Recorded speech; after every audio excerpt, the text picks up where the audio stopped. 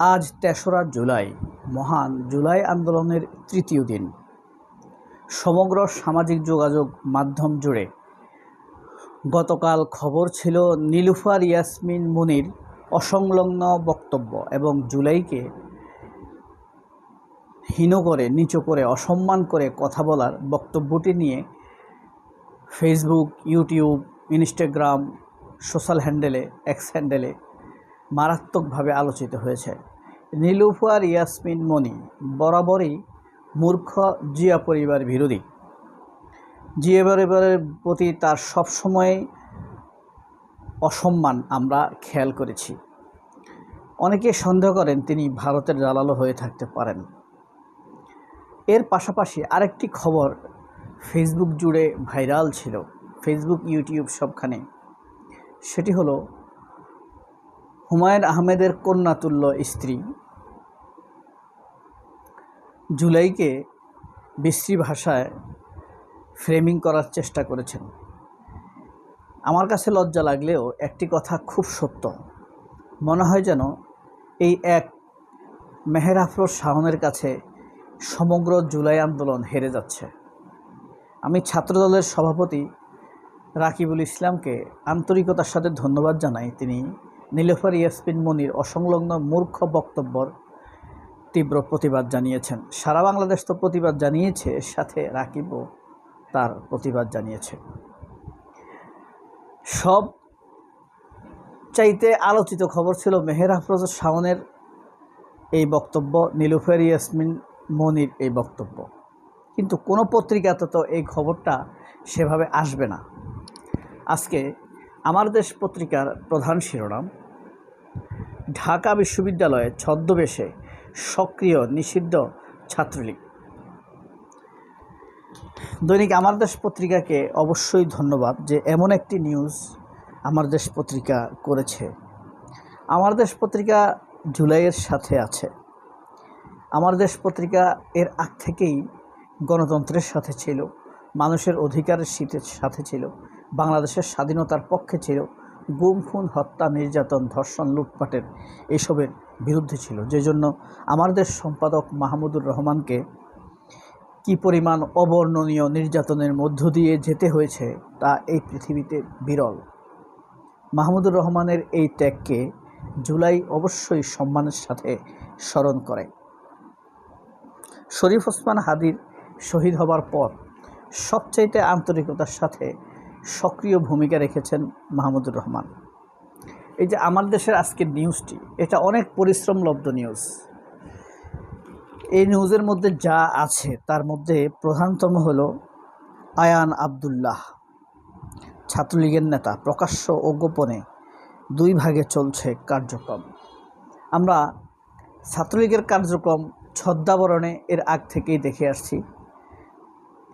ইমি 68 অর্থাৎ শেখ ইমি, আপনারা চিনেন, ঢাকা ইউনিভার্সিটির যিনি ভিপি প্রার্থী ছিলেন, 68 ভোট পেয়ে যিনি ভিপি প্রার্থীদের মধ্যে সর্বনিম্ন স্থান অধিকার করেছেন, সেই ইমিরকে দিয়েই ছাত্রলীগ তার ছদ্মাবরণে কার্যক্রম চালিয়েছে।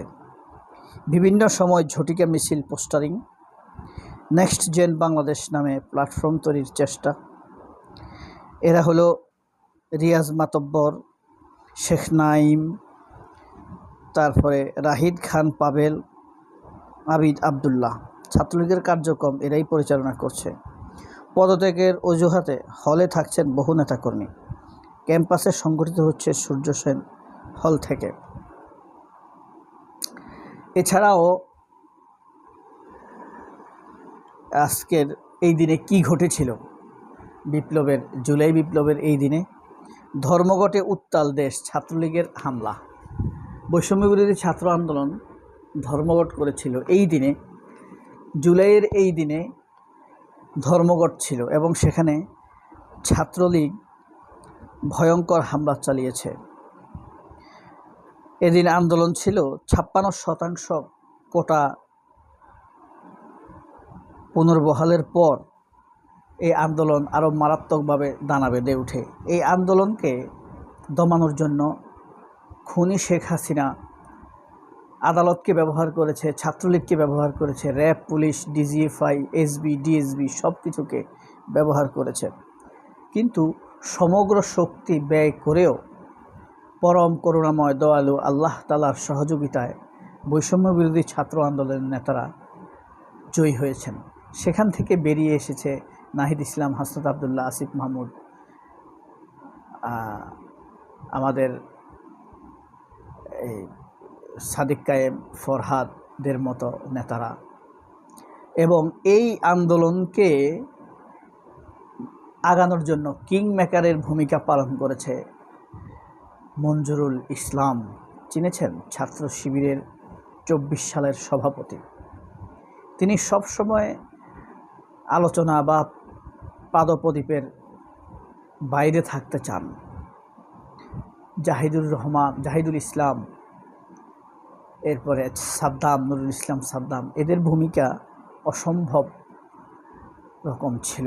যদিও এরা ছিল ক্যামেরার বাইরে আন্দোলনকে সুসংগঠিত করেছেন।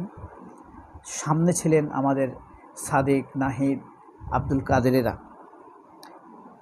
মাহিন সরকার। তাদেরকে ভুলে গেলে আমাদের ভুল হবে।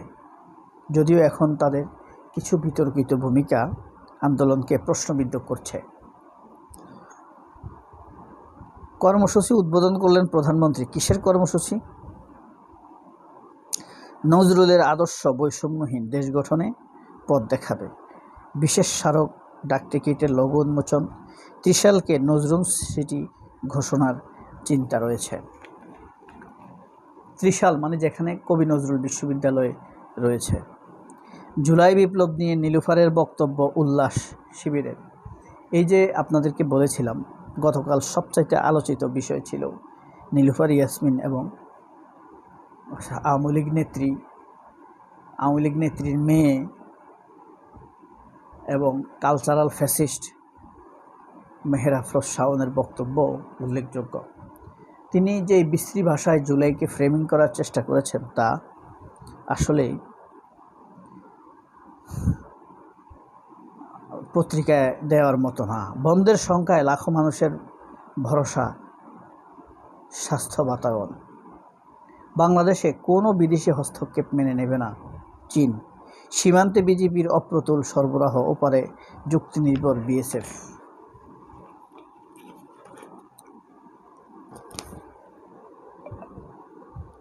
প্রযুক্তি নির্ভর বিএসএফ। শেষ পৃষ্ঠাতে আছে সৌদি ক্রাউন প্রিন্সের সঙ্গে ট্রাম্পের বিরোধ। এটা কিছুদিন যাবৎ খেয়াল করা যাচ্ছে।